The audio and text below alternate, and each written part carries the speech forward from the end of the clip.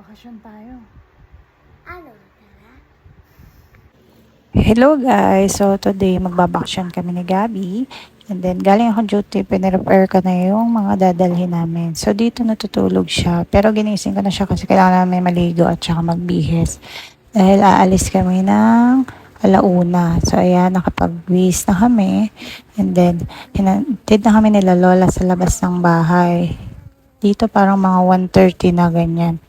Kasi para pag nakarating kami sa Quezon, maaga na mga 6 or 7, ganyan. Hindi na kami maabutan ng init. So, nakita ko yung sunflower. Ang ganda-ganda talaga. Favorite kong flower yan eh. So, dito, nag-aantay kami dyan ng jeep. Pero parang isang oras na walang dumarating. Buti na lang may tricycle sa subdivision. Kaya nakasakay kami at nagpahatid kami sa terminal. And then, doon kami nakasakay ng jeep papuntang Quezon Ave. Tapos naglakad kami hanggang Kamuning. So, nandito na kami sa may Cubao, sa may Kamuning, sa Jackliner. At sabi niya, naihilo daw siya. Ayaw niya sumakay sa bus. Sabi ko, yun lang ang sasakyan, papunta sa Quezon. Kaya, pumayag na siya. Kaya lang pag pasok namin sa bus, pag upo, nagsuka na agad siya. Tapos yan, sabi ko, matulog na lang siya. And then, i-cover niya yung ilong niya. Kasi ako nung bata ako, pag ayaw ko yung amoy ng bus, tinatakpan ko yung ilong ko para hindi ako mahilo tsaka masuka. Kaya hindi ako natulog sa biyahe kasi baka bigla niya nga ako masukahan, ganyan. So dito umaga na, parang siguro nasa ano na kami, nasa may stopover, sa may San Pablo, Laguna. Yan. So ginagising ko siya ba, gusto niya bumaba, mag-CR, kaya lang ayaw daw niya. So papunta na kami, malapit na kami kasi parang next na dito yung bababaan namin. So dito nakababa na kami, muntik pa kaming hindi mababa ni kuya, buti na lang nakita ko yung Jollibee. So dito papunta na kami doon sa lugar na papunta sa kapatid ko. Tricycle na kami. So habang nasa biyahe kami, nakakita siya dyan ng baka, kaya tuwan-tuwa siya kasi first time niya nakakita ng baka. Sabi niya meron daw bang kalabaw dito. So hindi ko sigurado kasi parang wala akong nakitang palayan, ganyan. Andito na kami sa kanto. Sabi ng kapatid ko, intayin daw namin siya kasi hindi ko alam kung saan yung kanila. So, dito lang pala sila sa may gilid. So, ayan, nasundo na kami. Then, papunta na kami doon sa inuupahan nila. So, andito na kami. Andito pa si Ninang Jessie. Ayan, si Kayon, ang pusa ng kapatid ko. Mahilig yan makipaglaro. Makipaglaro sa mga paa. O, di ba? Bawal ka kasi pumunta doon sa pwesto niya eh. So, dito, pupunta kami sa palengke kasi para may pananghalian. And then, magpapalaundry din sila. Mountain sa malayo. Sobrang layo. Ayan, nagpunta kami sa laundry shop. And then, alam niyo ba nung araw na yun, napakainit. Grabe. Parang walang hangin. Sobrang init. Kaya kailangan mo talaga magpayong. Tapos dito, nandito na kami sa palengke. Nakakita ako dyan ng napakalaking manok. Hindi ko alam kung anak ba yun ng ostrich or ayan o. Napakalaki talaga. Parang 3 manok yung katumbas niya. So, ang ulam pala daw namin ngayon ay, ang lulutuin niya ay adobo. Then, syempre, bumili na kami ng tinapay kasi di pa kami nag-aalmusal. Nag-tricycle na kami kasi sobra talagang init, di namin kaya. So pag uwi namin, nakakita ako ng poso. May poso pala doon sa gilid nila. So sabi ko kay Gabi, gusto niya bang i-try? Kasi para at least ma-experience niya yung poso, di ba? Malaki yung harap nila, malaki yung lugar. Ayan, ganyan yung space sa harap nila.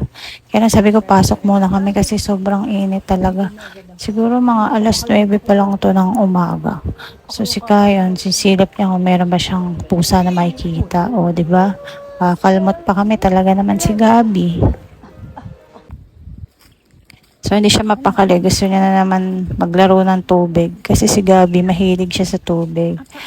Tsaka yung tubig kasi ng poso, di ba malamig? Kayo ba, nakaano na ba kayo sa poso? Dati meron kami ganito sa village, sa dati namin bahay.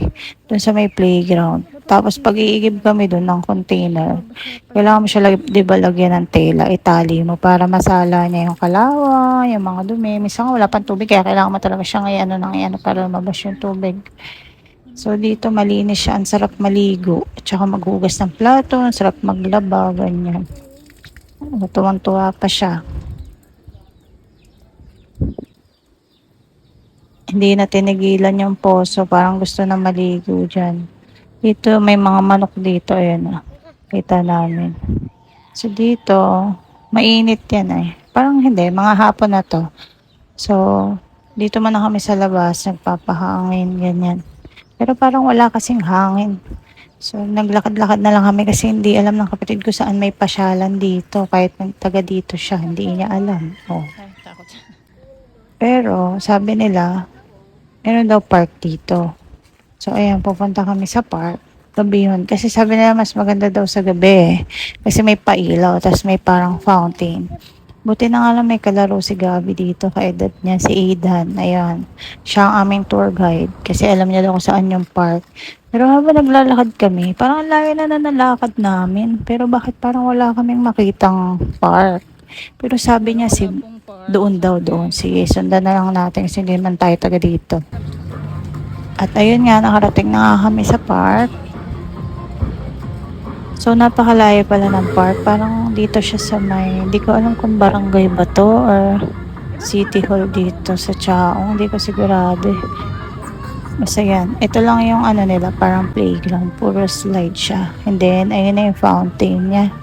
So, may oras pala yung fountain niya para siyang.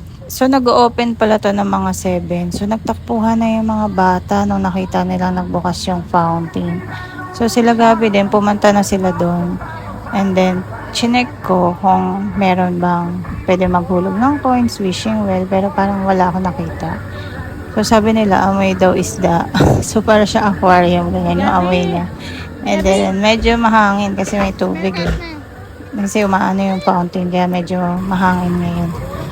So, ayun, maganda naman siya.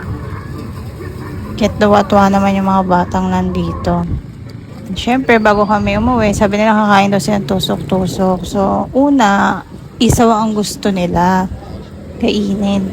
Kaya lang, nung pagtingin nila sa kabila, may siomay. Siomay na lang si favorite ko ni Gabi, siomay. So, doon sila siya siomay. Pero si Gabi kasi hindi siya makain ng siomay na may sauce. Ayaw niya yung may toyo kasi ayaw niya yung manghang. So, okay na siya doon sa walang sauce. So, dito dumaan kami sa ibang way. So, parang mas malapit dito eh. Kasi parang mas mabilis kami nakarating. And then, may nadaanan kaming simbahan. Nung habang nag-i-scroll ako sa TikTok, after nito, after namin to makita, nakita ko tong simbahan na to. Tapos naalala ko, ito yung nadaanan namin kagabi ah. Ano ba to? Saint Joseph. Nakalimutan ko yung pangalan ng simbahan. Parang isa siya sa dapat mo daw i-visit pag pumupunta ka ng Chaong. So, ang ganda niya kasi maliwanag dun sa lugar nila. Parang akala mo nga may event eh. Ayan yung simbahan. So, dito, naglakad-lakad kami. And then, tahimik. Hindi ko alam, siguro sa probinsya kaya wala masyadong tao. Ayan yun, diba madami siyang ilaw. Ang ganda. And then, nakarating kami agad dun sa may lugar ng kapatid ko. Ayan, ang ganda ng moon, di ba? Pauwi na kami, yan ay papunta sa kanila. Sakto yung moon nandyan, di ba? Ang ganda. So, malamang, gutom na to mga to. Pag uwi namin, kakain muna kami. So, andito na kami. Hanggang dito na lang muna. Bye!